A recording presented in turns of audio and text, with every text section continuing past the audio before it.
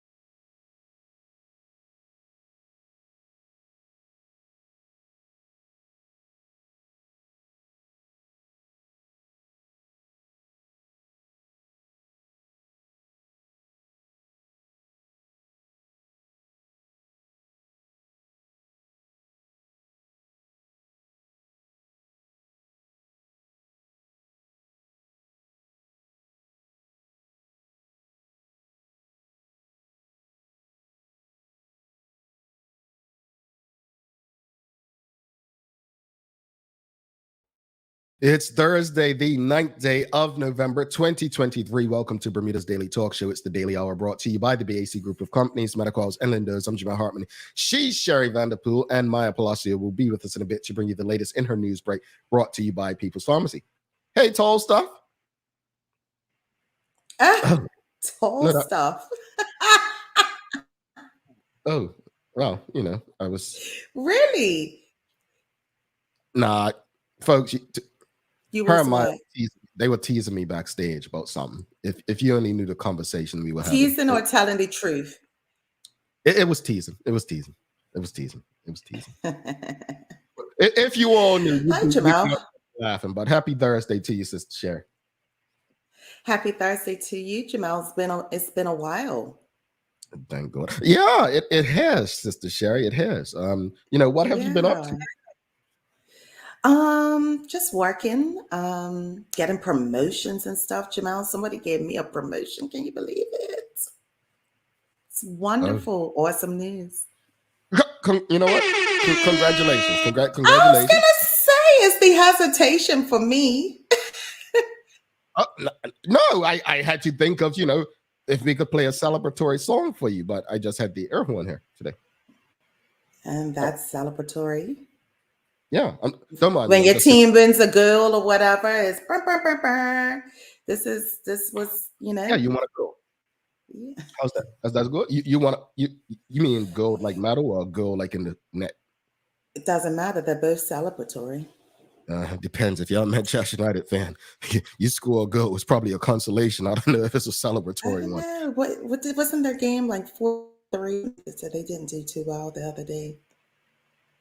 It's not the other day. It's every day at this point, Sherry. It's every day. Okay. It's every day. All right, moving along. Yeah, I don't want to get you all hot and bothered.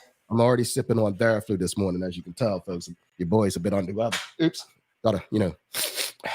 Under the weather. Yeah. Okay. Yeah. I don't know what that term. I mean, but that's where you usually are, under a lot of things. So no, it makes the both sense, right? This makes sense. You know, these shorts, I already tell you, they hurt my feelings. All right. I have feelings, Sherry. Despite what you all think, I have feelings. But anyway. They go over your head all the time, Jamal. I don't know what you're talking about. Okay. But greetings. Yeah. Greetings, everyone. We're not going to worry about Sherry's rudeness, you know. But thanks for making us part of your daily routine. A good one today as we welcome Jordan Koch from Consumer Affairs. We're talking about your consumer rights today, folks. All right. Probably shouldn't have sniffed that. That was a big sneeze. Sorry about that. The Daily Play is Name That Place today. Sherry. How? This is an easy one. It's an easy one. Name that place. You travel. Okay. No? Okay. We'll see. If you haven't already, please fill out this survey for us. Go on our website. Make sure you subscribe to our website. Follow us on all of our social media channels to stay up to date with all that we have going on. Help us grow beyond the mic as we do our part to continue to improve our community. All right. Ain't nobody miss nobody. Nope.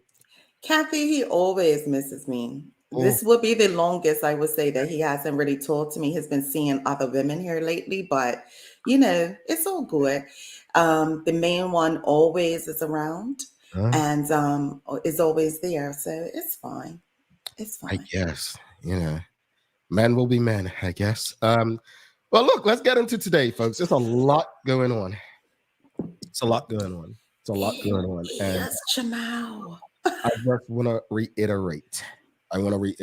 And, I put a tweet late last night, Sherry, and I basically said, out of respect for so many, just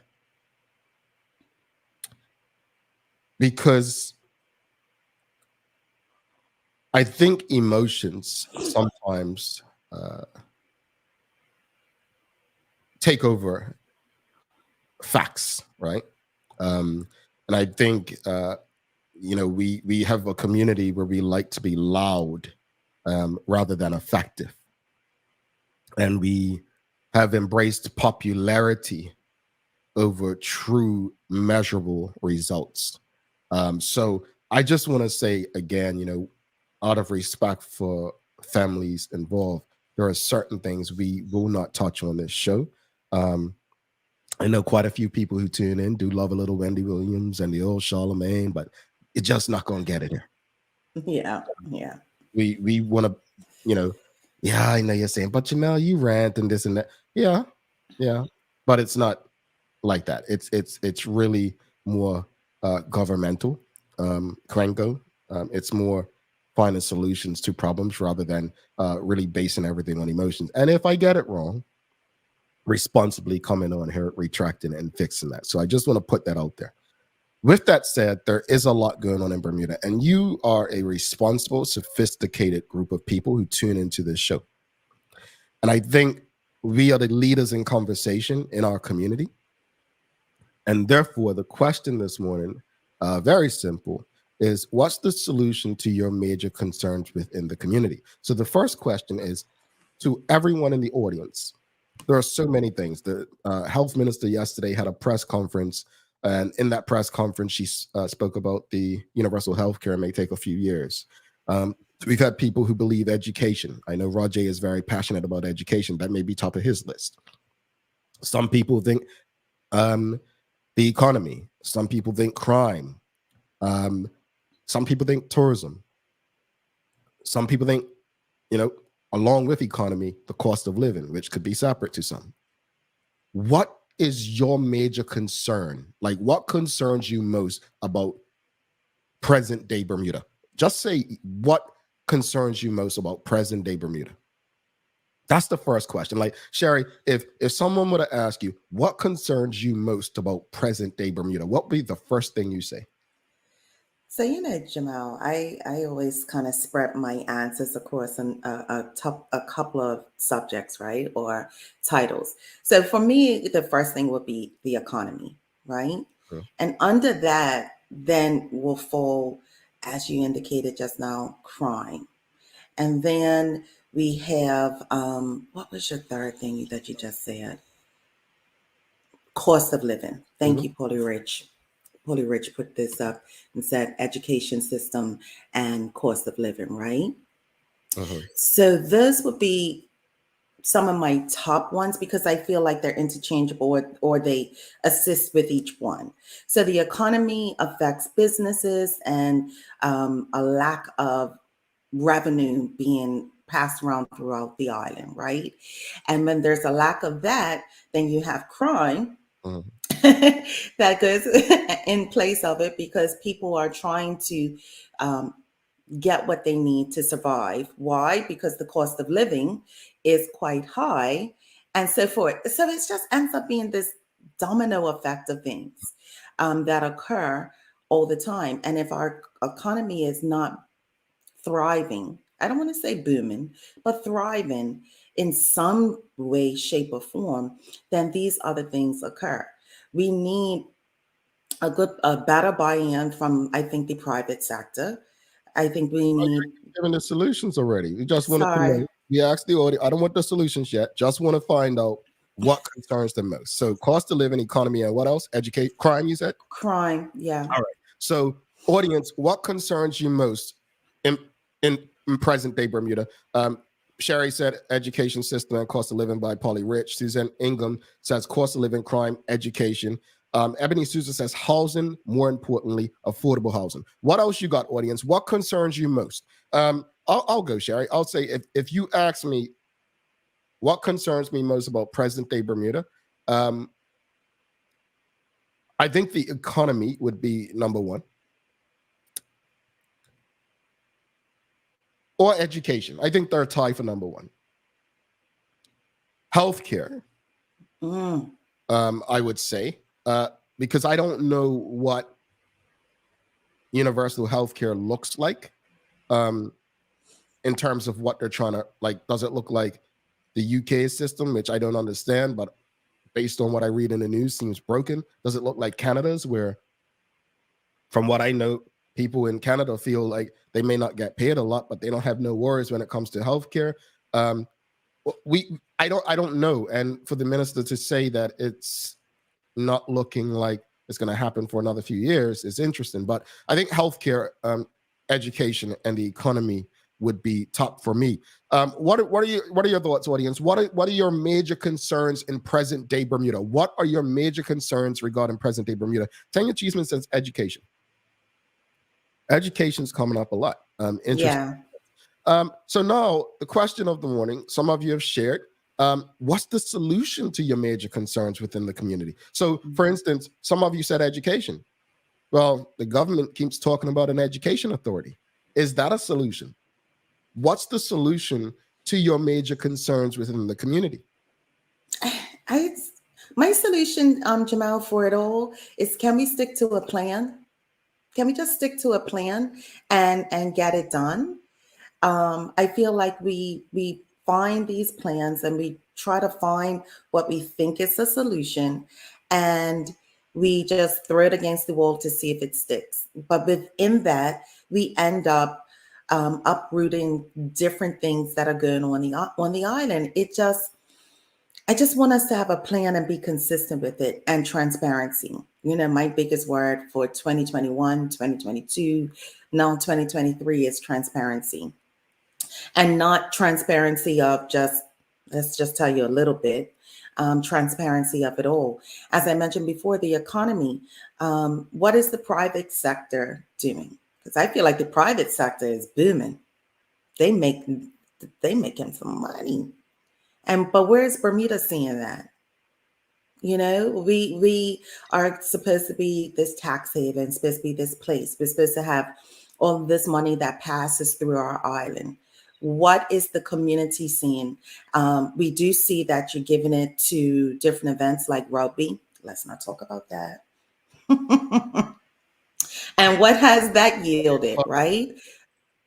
But having people escape off the island. Let me get back focused. But, you know, at the same token, how does that assist us as a community? And I'm not saying in regards to, we need some support from the government, and depends on what that support looks like and what it will yield on the back end. Mm-hmm. So we have to be careful about even saying that.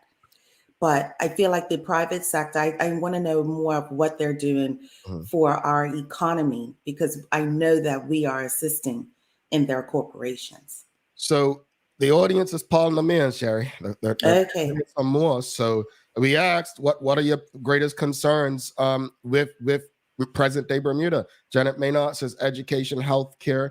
Economy, healthcare, and education. George Butterfield says politics. Charlie Sheffs II says the high rate of immigration that impacts everything else, and the lack of a plan to address it.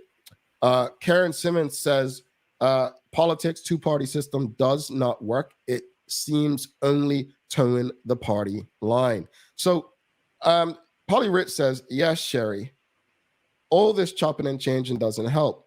Also, I'm old school. I don't believe in moving students along if they have not grasped basics. Need more support in this area. So we're asking, you know, we hear your concerns. What's the solution to it? I think the economy, the solution is very easy. It's so easy. Immigration. Mm-hmm. Bermuda needs people. I think that would be the logical thing.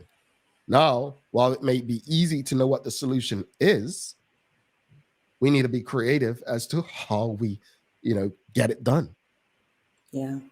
Tanya Cheeseman says, remove education from government, making it a private entity along with consistency. That would be very interesting. Here's my concern with the whole education thing. We tried that with tourism and it has not worked. And before anyone says it, oh, well, that was before the PLP got in. Nah, the OBA and their crooners were just battle liars. The BTA has never worked. The BTA, if you remember, and I've said it on this show before, was supposed to be financially independent of government within 3 years. What year are we now, Jamal? I mean, 9 years in, 2014, April 2014. So, come on, it has not worked, and I think we can use that as an example of the issue. Suzanne Ingham says, the healthcare the government wants means that all the money all go to the government. Symbols, and I don't really read well. Yeah, the money all go to government pocket under one roof, which is not good. Oh, I concur. Mm-hmm. I mean, I say this respectfully.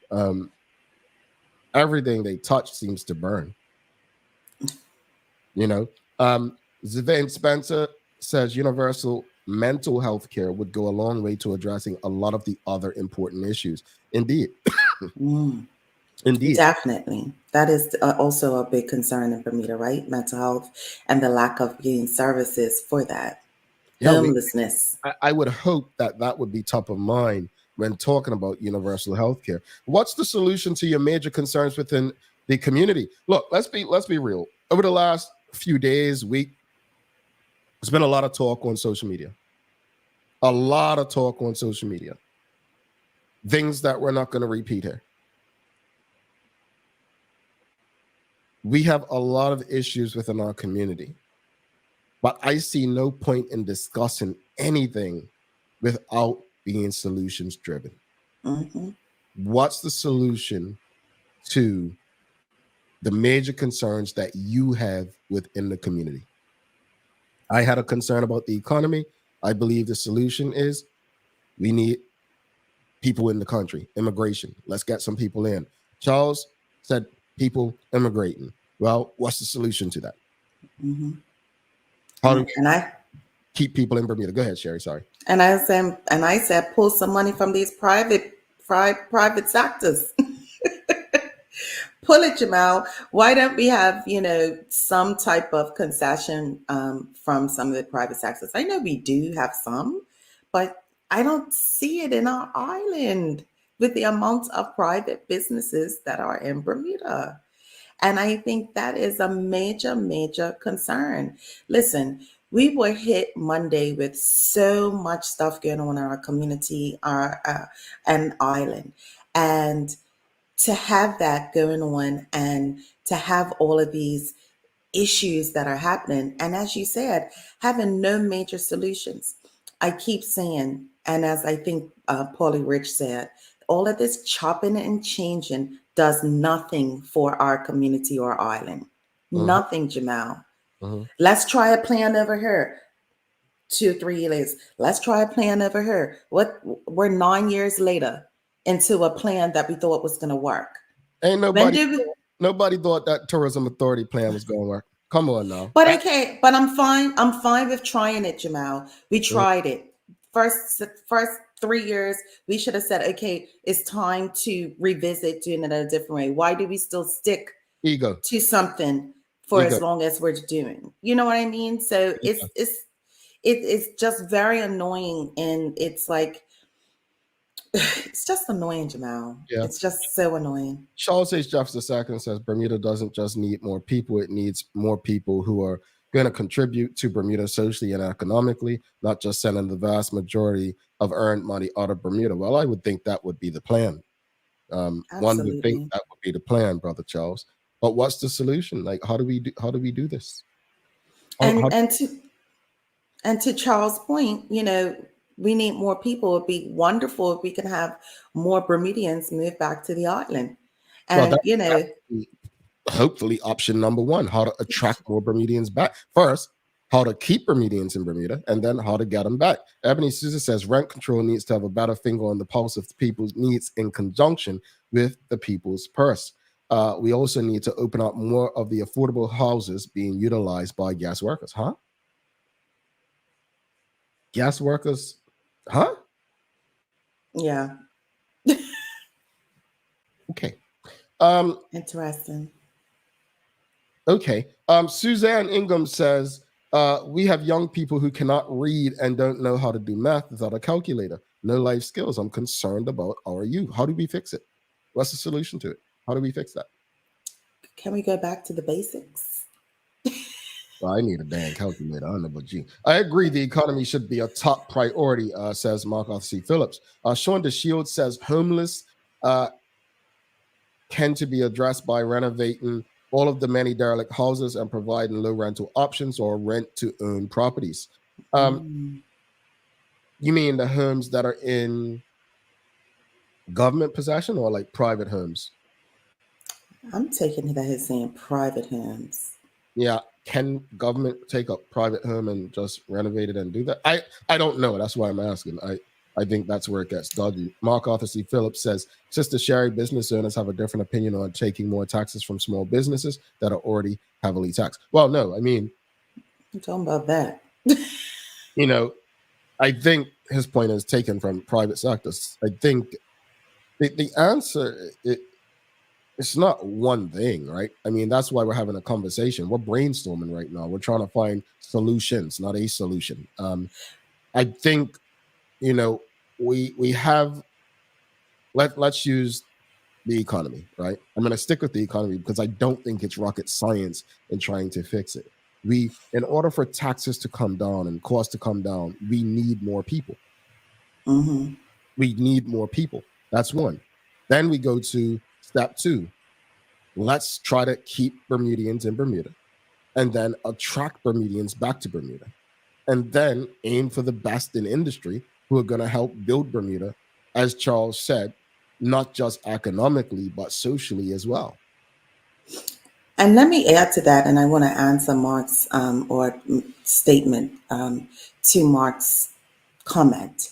And I'm not talking about small businesses, Mark, in that sense, right? Those businesses, we need to have different levels and different concessions for each level. But I'm talking about businesses and private companies that are bringing in major money to the island. So those are the businesses. I don't want to tax auntie who's making popcorn and trying to supplement her monies or her income. I want us to be able to pull from other major companies that are in and on the island. To Mark's point, if you tax them, they'll just go to another jurisdiction where they are not being taxed. So I mean, I'm not quite sure if that would really help the economy when we need them in the economy. I don't think we need more taxes. Is not going to help Bermuda. I think that's why we're in because the government thinks that taxing, our way out of a situation is helpful. It's not. People run from taxes. At the end of the day, people need economic opportunities. Renee, I'm just laughing, Jamal, because we'll be running in December. What's that? I said I'm just laughing because we'll probably be running in December when it's time to pay our taxes. Oh, yeah. Renee Shalin Simmons says most people are leaving because of the cost of living. Focus on low-cost housing incentives for single-parent families, affordable childcare, co-ops for less expensive groceries. No one is returning until the living standards are addressed. All right, those are some solutions right there. I appreciate that, Renee. And we have Sean DeShield says vacant owned by government, similar to Morgan's Point, can be options for developing affordable housing. Ebony Souza says, having worked in the restaurant industry for years, lots of my co-workers enjoyed low rental prices, $800 slums or not. They are still viable options for locals. And Mark says, thanks for explaining your point, Sister Sherry. Brother Mark, all right now. Let's go to Maya Palacio, Daily Hour News Break. And we've got Jordan Cutts, another important conversation, consumer affairs. We're talking consumer affairs today, folks. Do not go anywhere. Stick with us. We've got your news break coming out with Maya Palacio.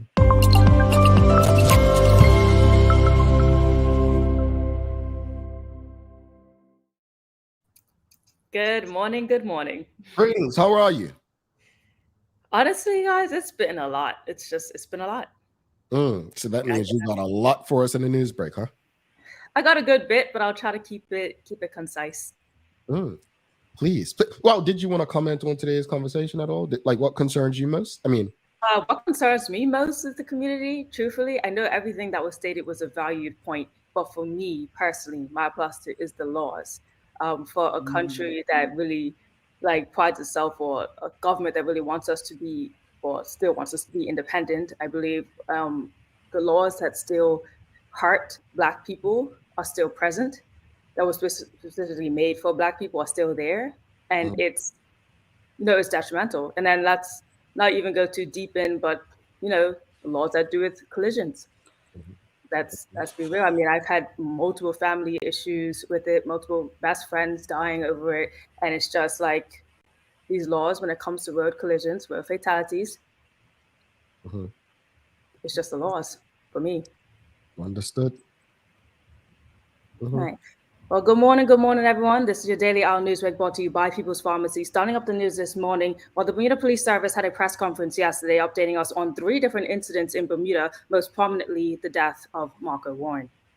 The Bermuda Police Service again wishes to thank those members of the public for their assistance with the investigation into the death of Mr. Marco Warren. The situation has proven highly emotive given Mr. Warren's standing in the community. The arrest of a suspect who was subsequently charged today has brought a level of relief to concerns that family, friends, and the wider community have had. However, it has also resulted in unsubstantiated allegations being made against individuals who may have assisted this investigation. I wish to assure the public that all witnesses spoken to as part of this investigation have fully cooperated and been forthcoming with the detectives assigned to this matter. Now, in those cases of those who have fully cooperated and been with it, Jasmine Patterson questioned about the Premier's involvement in the ongoing fatal collision of Marco Warren. So let's take a listen. There was a notion that a fairly inexperienced PC was assigned to that case, and within the last couple of months, a higher-ranking investigator came onto the case, which subsequently led to an arrest. Is that true? So in terms of this series of events, the officer who's a member of the Roads Policing Unit is a very senior roads policing officer he's a traffic collision investigator. There's a couple things that happened. Obviously, this was caused a bit of concern within the community. There was a length of time that the investigation was progressing, and like we do with many investigations, we did a review. The review is never conducted by the officer leading the investigation because you want a fresh set of eyes on the problem. So that's normal. We have a cold case review team, and it was actually the cold case review team that did a review of the ongoing investigation. And as a result of all of that coming together, we made steps forward. I do not want a narrative to be out there that somehow the officer was inexperienced. That one was in regards to comments about whether or not the investigation was taken in the right direction for Jasmine Patterson. But she did also ask about the Premier's involvement. Trevor Lindsay did as well, and the response from the commissioner was basically that everyone who was reached out have supported them. So he did not confirm or deny. But it was confirmed through the Premier himself when he actually let out a message to his PLP family, and I will just quote something that he said in that message here, where it says, "Due to my commitment to the integrity of the police-led investigation, I have refrained until this point from sharing any details about the information I willingly and immediately provided to the police regarding this investigation. The last thing that I would have ever wanted to do was to delve any information, publicly or privately, that may have impeded the justice system's quest to a conviction." So he did confirm on his own end that, yes, he did speak with the police officers. I have nothing to say or add. My last one from the Marco Warren case on the police is something that came from Trevor Lindsay, so let's take a listen. Social media accusations, one social media, I should say, was indicating a cover-up by the BPS and the government What do you say to that? So I just want to strenuously deny that. An investigation was ongoing from the moment this incident occurred. It was hampered by the fact that there were not witnesses or CCTV that covered the incident initially, and it required forensic experts to kind of assist us in making the determinations that we have. And I want to also be unequivocal in asserting that all individuals when questioned who have come forward have assisted with our investigation. Just to clarify, are you stating that Premier David Burt did come forward with information regarding this investigation? The best that would be appropriate in these circumstances, that all individuals contacted have been assisting the police. And Premier- It's a lot. It is a lot, yes. Moving on to more that was stated in that press conference was that it was an update on the indecent exposure at the Rugby Classic. Now, hang on to this one because there's definitely a question I want to ask the audience once it's done. The public would also be aware that an investigation has commenced into an indecent exposure incident at the National Sports Centre. The suspect in that matter has now left the island, and DPS is consulting with the Office of the Department of Public Prosecutions to determine what options remain available to us. There was no report of this incident made to police officers who were on duty at the stadium. Immediately upon learning of the incident, through social media I might add, officers attended the location where the mechanical bull ride was set up, but there was no one there at that time. Representatives of the company which operated the tent at which the incident occurred, as well as representatives of the persons who own and rented the ride to that company, have all been interviewed. Key to all this is the fact that no one has so far come forward to file a complaint in this matter, despite the huge public outcry against it. Individuals with direct knowledge of what happened have provided statements, but at this point in time declined to assist with a prosecution. This has significantly hampered our efforts, and the investigation into this alleged offense is now at a standstill. So I guess my question to the audience, really, and for you guys, is why do you think no one has, filed a formal complaint? I just don't think people think it's that serious. People don't think it's that serious of an issue. And he's gone. And I think people are like, so what's going to happen now? Who do we end up charging? Who do we make a complaint against? So even with the public outcry, I know you guys probably see messages on social media, reports that were put up, and still no complaint formally made to the police officers. You think it's just an instance of nobody cares that much about what happened? I think the people who were present don't care enough to want to press charges. They don't care enough. It was offensive. They found issues with it. I found issues with it, but they don't want to go through the process. They just don't care that much. It's not a priority to them. I may not agree with their stance, but I get it. Okay. Well, the last one actually is about the racial slur incident as well. So let's hear the update from that one. With regard to the purported use of a racial slur by rugby players at the Cocoa Reef Hotel, inquiries have been conducted and several individuals spoken to about these claims.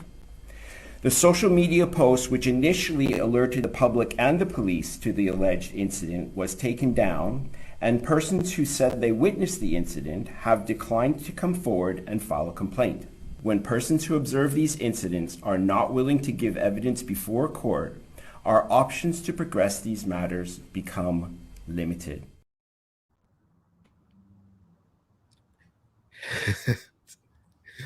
I mean, from my perspective, I don't care enough about that. But it's not about how I feel or what I care about. And if people really have an issue with that, move forward with it. And my thought on just both events, period, at the end of the day, what he said is nobody comes forward. Nobody is following through with these things that they're putting on social media or forwarding. And my thing is, so that's all we're going to do? Put it on social media and forward it. And then when the police do approach and the police are trying to do something, everyone's like, it's all right. That's the problem. I'll just say this to you. Was it Malcolm X that said the revolution won't be televised, or Stokely Carmichael, somebody? It also won't take place on social media. So until we get off of social media and come forward with information, nothing's going to change. So I think it was also said in the conference there that police officers found out about the incident. They were there on the field, but they found out through social media, so no one actually even approached them to tell them what just happened. So I think you guys, this consensus is fair. All right, well, moving on to the next part of the news, as you talk a little bit about health, so just have this in here because the Minister of Health, Kim Wilson, did have her throne speech briefing about what was mentioned for health in Bermuda. Just a little bit of experts from it. She said, quote, "I want to restate that the need of strengthening Bermuda's overall healthcare system is crucial.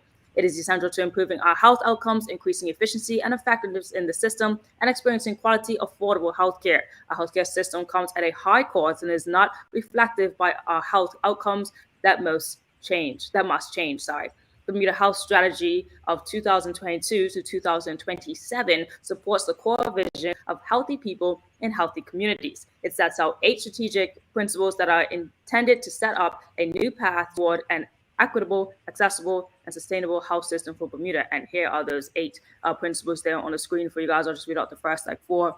Promoting healthy living and preventative care, focusing on person-centered care, understanding our population's health needs, providing access to healthcare coverage.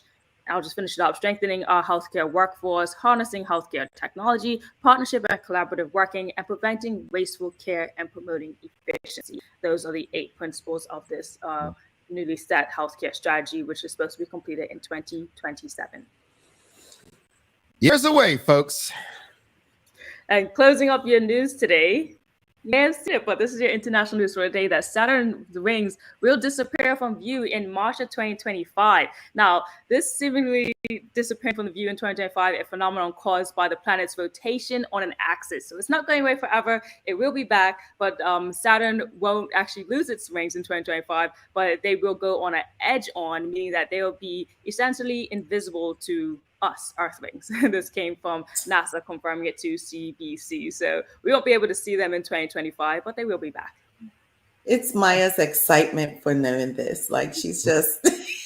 And also my cousin who's really into space, Malachi, actually sent in our group chat, and I had to dig further into it. Like, is it going to be gone? But they'll be back. Planets change. I remember they told me Pluto was no longer a planet that hurt my feelings. Oh, yeah. I'm sure it hurt Pluto's feelings, too. Yeah. What you got here for the year? Well, you did weather for us, Maya? It's going to be generally sunny today, with backing a little bit of winds, but not too bad. So yeah, it looks like a really bright sunny day. High of 75. All right, thank you, Sherry. How's days of the year? What you got for us? Yeah, I almost forgot about them, to be honest, Jamal. But I do have a couple. Today is Go to an Art Museum Day, and it's more than 30,000 museums around the world to participate. So that's something that you can do today. We also have Fried Chicken Sandwich Day. Jamal is super excited. Run to your favorite place and get your favorite chicken sandwich. So I want the audience to let me know what they like on their chicken sandwich. And today is also World Freedom Day. And on this day in 1989, history took place when the Berlin Wall was abolished. You got that question right a couple weeks ago?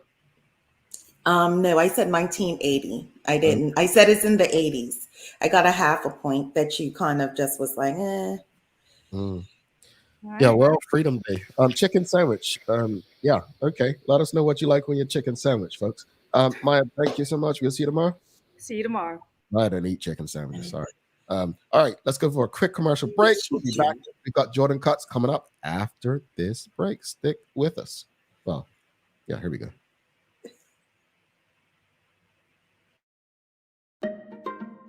People's ACW, located at King Edward VII Memorial Hospital, carries over-the-counter medicines, toys, cards, and even toiletries.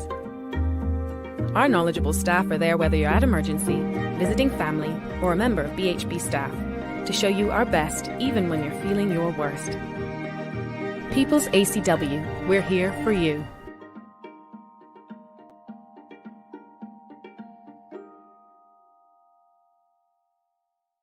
When it comes to footwear, we carry functional, comfortable, orthopedic and waterproof shoes. We have construction shoes, golf shoes, shoes for walking, shoes for boating. We even have shoes for pickleball. We have shoes for everyone. With brands by Skechers, Atrax, Propay, Easy Street, Nursemates, Clogs, Avenger, Cherokee, Cat, Frog Talk and DeWalt. The list goes on. See it all at our new expanded location on Bakery Lane. Welcome to the new bulk store, Lindo's Next Level.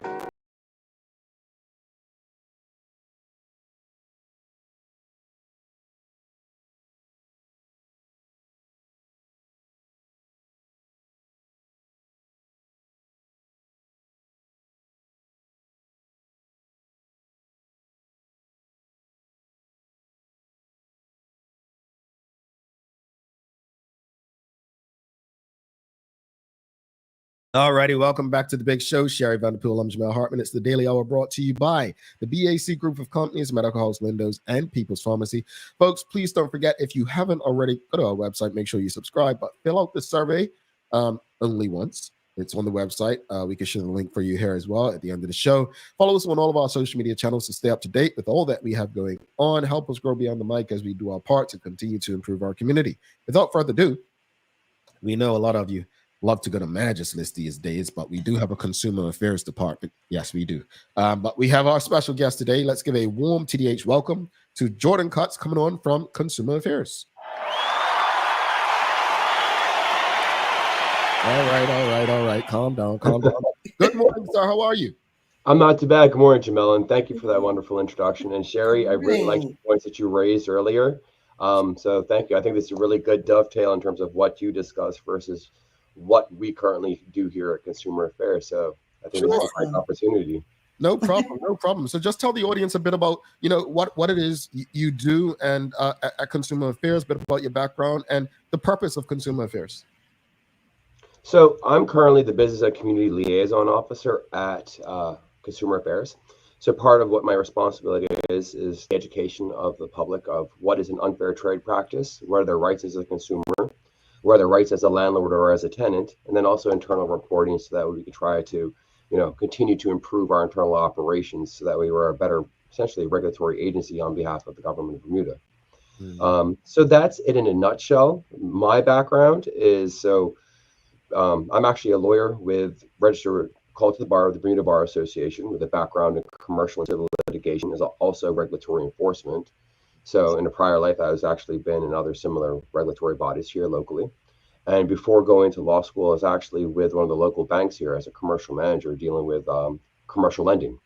So just given my wealth of experience leading into this has proven helpful to be to effectively address the issues that we currently experience here at Consumer Affairs. You've been around. You look 22 years old, brother. Hey. I wish. Say that to the sunroof coming through. No problem. Thank you for that. And it gives you a better understanding of what it takes to be in this space to ensure that Bermudians are getting the best. But just break it down a bit more. What does Consumer Affairs actually do? Okay, so what we generally try to do is, in response to a consumer complaint that we've received, a formal consumer complaint, we'll conduct an investigation into whether or not that complaint is meritorious, and then try to act as a mediator with that business that's been complained against to see whether or not that matter is meritorious. So, because everybody complains doesn't necessarily mean that they've been subjected to an unfair trade practice or an unconscionable representation or any kind of activities that violate their consumer rights. So then we'll reach out. So we'll do an internal investigation, reach out to that business, try to mediate a resolution, and then based off of that, so because there's three sides to every story, their side, the business's side, and then the truth. Then based off of that, if there is a meritorious claim, and the business doesn't show any willfulness to try to correct the harm caused to the consumer, we will then refer the matter to the Department of Public Prosecutions. And if that business is then found in violation of that consumer's rights, they can be subject to a financial penalty or imprisonment. Wow. And then in addition to that as well, so we currently handle matters concerning rent-controlled properties.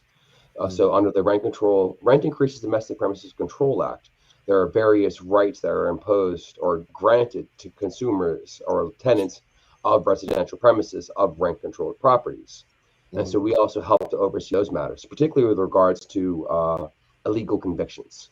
I'm sorry, not illegal evictions, illegal evictions. Evictions. So, wrongful evictions. And so what can happen is if someone's if they are a rent-controlled property or a resident of a rent-controlled property or a landlord, they can contact us in terms of, hey, my landlord is trying to wrongfully evict me. Can you help? Or my tenant's not paying their rent and I don't know what to do. Can you help? So that's generally what we can do in a very in a nutshell, but there are more nuances to it that I could go into more depth. Given the time that we currently have, this isn't exactly that. Hence the reason why we do a lot of lunch and learns with our various entities here, so we can go into more depth. Okay, and we'll go into a little bit more just as we go along. But how is consumer affairs beneficial to the businesses and the consumers? So what we try to do is, going to your first part of your question with regards to businesses. So I actively am involved with the Bermuda Economic Development Corporation with their lunch and learns and how they're helping to help young entrepreneurs become a successful business. And part of that is knowing and how to navigate consumer rights, so that way you can understand and appreciate the necessity to operate in an ethical manner. So they understand the necessities to have clear contracts, clear terms and conditions, how to make sure that you know how you invoice correctly, how do you create your paper trail, and how to make sure that you have a strong argument in terms of when you're dealing with your consumers, how to outline instructions, because a lot of the times it just comes down to the small, minutiae details that can get you either in trouble with your consumer and their rights, or ensure that you are consistently operating in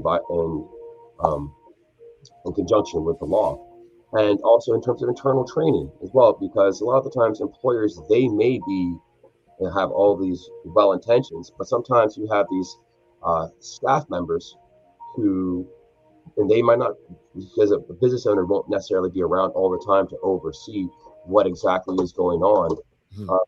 And so that's about in terms of internal training. So that way they bring everybody up to the standard necessary to operate. And then when it comes to consumers and how we help them out, is that a lot of the times people don't understand what their rights are. And a lot of times people that can't afford the ability to obtain the services of a lawyer.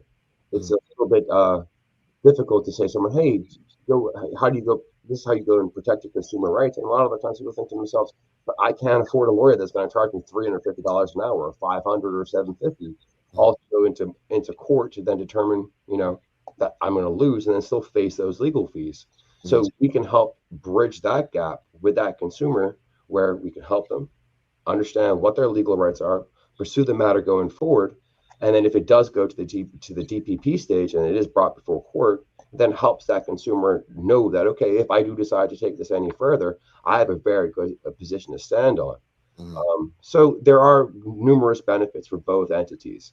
And then a lot of the times what we try to do is you try to tell these consumers, because as Jamel, as you said earlier, a lot of people like to go onto Magis-List. And I can appreciate the value of Magis-List to provide positive and negative reviews. But at the same time, a lot of the times run on the line of slander and defamation. And oftentimes you cause greater harm to that business who is well-intentioned.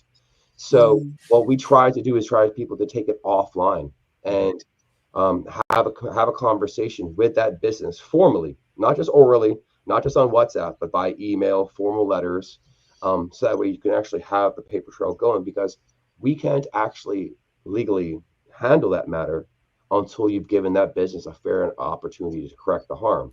And then once Jordan. And then once that's done, and you've gone and you exercise the proper channels, then contact us. And people say, well, that's so much writing. Well, I'm sure that was a lot of effort for you to go and write that negative complaint on Magis-List on your phone. Take that same energy and apply it to a letter. And so what we've done on our new website that we actually have a whole bunch of letter templates that takes the effort out of having to, or the anxiety associated with writing that letter out of it. So you just have to fill in the blank. So I've gone through and created all these various letters. They're not always going to fit every single instance, but there's the crux of the complaint there, and you just have to insert X, insert your name, change the matter. So that's what we're trying to do, is just trying to get people off of participating off of social media in terms of slanderous arguments, because then next is just becomes a public lynching of this business, and what it could have just been resolved and just have a formal conversation with them on the side. And then if that business doesn't do anything, then contact us, and that's when we can get involved and try to help you out. Okay. Well, we're visual people and need to know kind of like what kind of cases come through Consumer Affairs. A lot of the times it revolves around, with regards to consumer goods and services, but more so recently, contractors, electricians, architects, carpenters, generally the trades. And what's really come along in terms of, as you mentioned earlier, the rising cost of living. It's also the rising cost of manufacturing and the construction materials necessary to do this. And so you'll see times where you see businesses that will rely on estimates versus quotes for their customers. But the problem is estimates aren't legally binding. So long as they're reasonably within that range. So if they say it's going to be $10,000 and it goes over a little bit more, and they can explain it, they can still charge that consumer for that. So whereas a quote is legally binding. So if they say $10,000, that's $10,000, and they have to there's a high burden of proof to show why they can go beyond that quote. So what's happening is you're seeing a lot of businesses don't want to say deliberately, but are under quoting an estimate in order to solicit a job, knowing or possibly knowing that they will exceed what was estimated, because say a project takes 6 months to complete and they have to buy materials at each stage of that project. If they provide an estimate at the beginning, as you know, the cost of concrete might be up in 4 months, or the cost of paint might be up in 4 months. And next thing you know, you have the resulting bill shock that happens at the end of the project, where the consumer is like, wait, you said $10,000 and now it's $20,000. What's going on here? And they don't understand why. And that's some of the issues that we see as well. And then also just you see your unfair trade practices. And I wish I could go into more depth in that, but under the Consumer Protection Act, there are like 17 different types of unfair trade practices. And there's a lot of legalese associated with that, which is what I have gone on Facebook as of recently. So please, anybody who's watching, add us on Facebook, follow us on Facebook, follow us on Instagram, tell your friends and family, please follow us, because the last few weeks prior to the whole government shutdown that we had recently, I was launching a series of posts regarding what is an unfair trade practice, but broken down into plain language. And just knowing these things and knowing that, okay, have I been subjected to an unfair trade practice? And so that there are so many different types of them that I can't really go into depth at this stage. But if anybody has any questions, please feel free to contact me after the fact, and I'd be more than happy to help provide clarity, or go to our website. But a lot of times we do see the first one is estimates and quotes. It's a massive thing that causes many issues for consumers. And thank you for that, because it was like all of these bells went off in my head. I was like, wow. But with many businesses having to find new and innovative ways to pivot due to the economy shift, how has Consumer Affairs been supportive during these times? So again, we've been trying to make sure that we've been responsive at all times. We do try to make sure that, and that's for our website, for example, has been running throughout this entire time, even during the government shutdown, or not just shutdown, but the cyber attack and the technical issues that were caused. So our website has actually been, I guess you would say, siloed and independent. So we've been operating as a result of that. And so we've just been making sure that we are available. And now what we're trying to do is just increase our awareness, because we find that it's almost like not many people are aware of us, and we're really trying to increase that awareness so we can do more. And also what we're trying to do is we're trying to find the regulatory gaps that we currently see here in Bermuda and analyzing the legislation that we have here.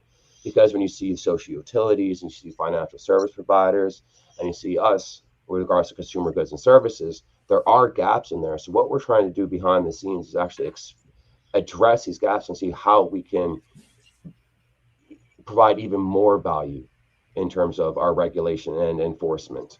So we're hoping to we're doing our best to be as attentive as possible, and just what we're trying to do is let people know that we are here, and that you're not alone in terms of not having a measure of recourse when it comes to assistance from an unfair business, or you're not alone when it comes to dealing with a contentious consumer that is deliberately trying to, scam you for some refunds or whatever it might be. But the part of the issue is just awareness, which is why being on here today has been so valuable for myself and for consumer affairs, because a lot of times people don't know that we are here. Yeah, and audience, if you have any questions or comments for Jordan Kotz, please send them through. We'll get through as many as possible. We do have a question from Ebony Souza. She's asked, she says, all homes/apartments are not controlled. How do properties fall under rent control? That's a very good question. And a lot of times it does create confusion. So I apologize in advance for this. But it's the annual rental value. The annual rental value will determine, of each residential unit, will determine whether or not it's under rent control. And what you want to look for is whether or not the ARV, annual rental value, is $22,800 or less. But just to let you know, that's not a reflection of the actual registered rent. Funny enough, a lot of the times people go and they find the ARV and then they divide it by 12 and they think that's what's supposed to be, that's supposed to be the registered rent, and it isn't. So I do have to bring that to your attention, that that is how you identify whether or not you're under rent control. And if you're a landlord of a rent controlled property, all your rents are supposed to be registered with us. So that way we can understand, the rent that you're charging is reflective of the value of the property at that stage. And there are other values behind that as well. So the other point that I'd like to raise, especially for tenants of existing rent control properties, not prospective, but actually existing tenants, you have the right to be able to write to us and ask us, what is the registered rent of this property? And so you can confirm whether or not you are being overcharged or not on your registered rent. If you make such a request and you are an existing tenant of a rent controlled property and you find out that you are being overcharged, I cannot make this any clearer. That does not give you the right to automatically stop paying your rent because you think your landlord owes you something. Start a matter in landlord and tenant court, file an ordinary summons, and ask for a stay of rent. Bring the matter before a magistrate, and then what they can then do is amend your rent temporarily to account for the overcharges that have been happening. A lot of the times people stop paying rent altogether, and that puts you in breach of your lease agreement with them. Although eye for an eye makes everybody blind, you don't want exactly just because your landlord's been overcharging you, doesn't mean that you still can't be found in violation of your contract with them, and then they can have you evicted. So I just want everybody to know that it's all about following due process and doing it correctly. So to answer your question and to go a little bit further, just wanted to add a little bit more value in that aspect. So to find out if you are a rent control property, and if you are, so go to landvaluation.bm, put in the premises, the address, the everything associated with that. You then be able to see whether or not your property is under rent control, and then we can go from there. Alrighty. And she did have a follow-up. You may have answered this. Who determines rental value? So what happens is we'll have, so what you'll do is, I'm not entirely sure at this stage in terms of are you talking about if you're talking about the registered rent, not just the ARV, but the registered rent, that we go through an inspection process. So if anybody wants to have their rent increased, we'll have inspectors go to the property, assess the value of that property, and then determine whether or not that rent increase is viable or not, based off of if you've done home renovations into your bathroom and you've been updated the fixtures and fittings, or you've added another room, or if you expanded something to it. Apply for that registered rent here, and then we'll then have somebody go out to then do an assessment, and then our executive officer will vet that application once the inspection has been done, and then determine whether or not the rent increase will be approved or not, and then we'll issue a new rental certificate. But with regard to the setting of the ARV, I cannot answer that question at this point in time, but I can get back to you on that. Alrighty, cool. And we had a question earlier from Karen Simmons regarding the police saying that a formal complaint had to be made regarding something that happened at Rugby. And she asked the question, is the general public aware of how to proceed? We also have the information commissioner regarding Patty, always a friend of the show who's always trying to explain how to go about doing things. And it really brings us to finally ask you this, like what is the process? How can those who would like to may have an issue, what's the process of going through your department? Going through our department? Yeah. Okay, so you can do it many different ways. You can do it online or you can do it physically here. The underlying thing that has to be done is that you have to show that you've made genuine efforts to try to resolve the matter with the tenant, with the landlord or the provider of the consumer good or services, to show that you've genuinely asked them, hey, please resolve this matter. I asked you to go, like in your estimate that you said you'd complete the construction in 6 months and it's been 6 years. Send them a letter and let them know, like, look, as per what you said and what was previously agreed, you are in violation of what was agreed. I would like to have it resolved in a reasonable amount of time, whether it be 7 days, 28 days, whatever it is, based off of what's done. If not, I would be considering pursuing legal proceedings and or getting consumer affairs involved. Once you've submitted that formal complaint to the landlord or to the provider of the consumer good or service, and they haven't resolved anything within the time prescribed, then you can contact us. Get all your evidence together. Never, like, that's the one thing I have to say to everybody is it's not what you know, it's what you can prove. And it's all about documentation, documentation, documentation. If you have an oral conversation with somebody, make sure you send a follow-up email afterwards outlining everything that was discussed. And so what you say in your emails, as per our previous conversation on this particular date, this is what was discussed, this is what was agreed. A lot of the times people rely on oral conversations and it doesn't help you at all whatsoever because it comes a he said, she said scenario. So once you submit that formal complaint with that business, asking them to resolve that matter in a prescribed period of time, and they haven't done it, gather all your evidence, submit a formal complaint to us. You can either do it online, physically, or online or physically. Online is www.consumeraffairs.bm under the Contact Us button, and then that can get, or physically you can come and visit us, and then that's when we get the ball rolling. It's just at the end of the day, we have to make sure that the business is given a fair opportunity to resolve this. Indeed, Jordan. Thank you so much for today's conversation. Very informative. We definitely, in every question and answer, could have one show about each thing. It's just interesting. It's a lot more depth in this conversation, but thank you for actually breaking the ice and coming on and engaging the audience. But let's do this again. We have the holidays coming up, and after that, the budget, seeing how things are going. So let's keep in touch. Thanks again. I would love to, just because there are so many nuances associated with all these different things that I have to take such a high level at this stage. But if anybody has any questions, please do not hesitate to contact us. Follow us on Facebook, Consumer Affairs Bermuda. Follow us on Instagram, Consumer Affairs Bermuda. Contact us on our website, please. We are here for you. That's all I can say. And please like and share everything.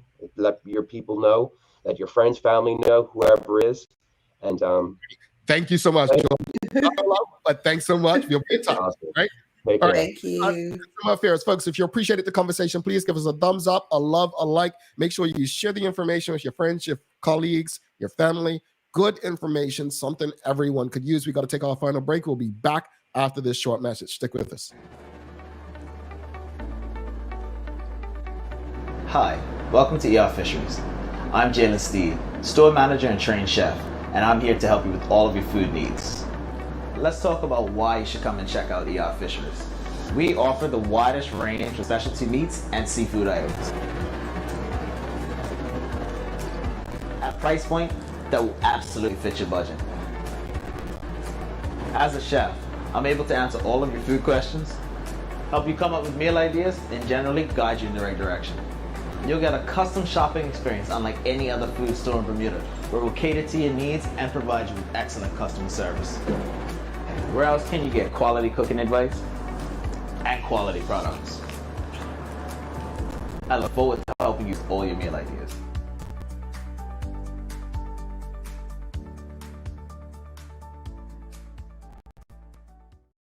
Alrighty, welcome back. Thanks again to Jordan Kutz from Consumer Affairs. Again, if you appreciated that conversation, please give us a thumbs up, a love, a like. Make sure you share it with your friends, your family, your colleagues.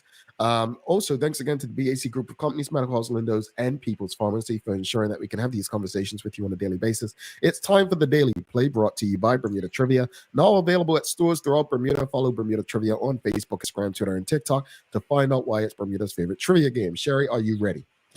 Yes, Jamal, good. Yeah. All right, so name that place, folks. Here we go. What is the world's second largest country by area? I don't know, Jamal. The world's second largest. I'm sure this is supposed to be easy. Can somebody in the audience help me? I should know this. Is it North America? I don't know. United States? No one in the audience was able to help you either, Sherry. The largest country by area is Russia. That's the largest country by area. The second largest country by area is Canada. Oh, okay. Yeah. Why Maya didn't send me a dang message? Yeah. Cheaters. Nah. No, Russia is the largest by area. Canada is the second largest. So you learn something new every day, folks. And it seems like everybody had, was in the right vicinity differently. I mean, not you, but yeah. No, I wasn't. Yeah, it's fine. Let's wrap it up, Sherry. Final thoughts, this winner's discussion, then the conversation with Jordan Cutts. What is our solutions to our major concerns in the community? As I mentioned, the economy. And again, so many different caveats to that. I just hope that our solutions are heard. And I hope that there's some follow through and consistency to those solutions. Persons in an audience mentioned immigration, finding Bermudians something attractive to bring Bermudians back to the island, and to help our economy to get boosted again. And that, to me, will help with some of the other areas. As well as Jordan Cutts, let me tell you, Jamal, I felt his energy, his passion about the job that he is doing. He absolutely loves it. And what he came with so many jams, just talking about estimates and quotes, things that are going on with trades, and just being aware of rents and rental control. At the end of the day, utilize this resource. We talk about we don't have resources in Bermuda. Consumer Affairs appears to have one. And it seems like you need to contact Jordan Cutts, as he is well knowledgeable about what it is that he does. So definitely. I want to say this to the audience. The idea of having these conversations and discussions on the show and asking these questions, what is your major concern, and the solutions to your major concern about present day Bermuda, is so that we can think critically beyond the norm and the surface and really brainstorm. It's easy to figure out what the problem is, right? To recognize the problem. The solutions where it becomes hard. And it's not going to be one answer is right or one answer is wrong, but it may be a combination of things that lead to a better space. So if we have these conversations, I mean, a lot of people like to go out and drink at bars and hang out. Let's have those conversations there as well. If we have them, let's come up with some solutions, some ideas where we can make a difference in our community that's going to give us a better chance at the success that we'd like to see. As far as Jordan Cutts, I'll say this. I mean, I jokingly said people love to run to Madge's List. Earlier in the show, I said we've got to take the revolution off of social media and, bring it to the people. Karen Simmons, I think, summed it up. We almost don't know what we don't know. And I think it would be of interest for the community, for people like Consumer Affairs, the Bermuda Police Service, and the Information Commissioner to continue the work that they're doing in educating people as to how to go about filing grievances, making reports, and the like. People don't know what they don't know. So credit to them, but we need to do a bit more. Sherry, you got some daily inspiration for us? I do. Inspiration is being brought to you by ER Fisheries and Foods. And Jamal, this daily inspiration is because we had a lot going on this week. The greatest weapon against stress is our ability to choose one thought over another. And that's from William James. We've suffered a lot of stress this week. Indeed. I love that. Folks, it's time to go, but don't forget to subscribe on our website, follow us on all of our social media channels to stay up to date with all that we have going on. Help us grow beyond the mic as we do our part to continue to improve our community. Thanks again to our partners, the BAC Group of Companies, Medical House Lindos, and People's Pharmacy, for ensuring that we're able to do this with you on a daily basis. As always, we appreciate you, we love you, and we thank you for making us part of your daily routine. If all goes well, we'll be back to do this again with you tomorrow. She's Sherry Vanderpool. I'm Jamel Hartman. Please do make it a safe and a great day. We are out. Peace.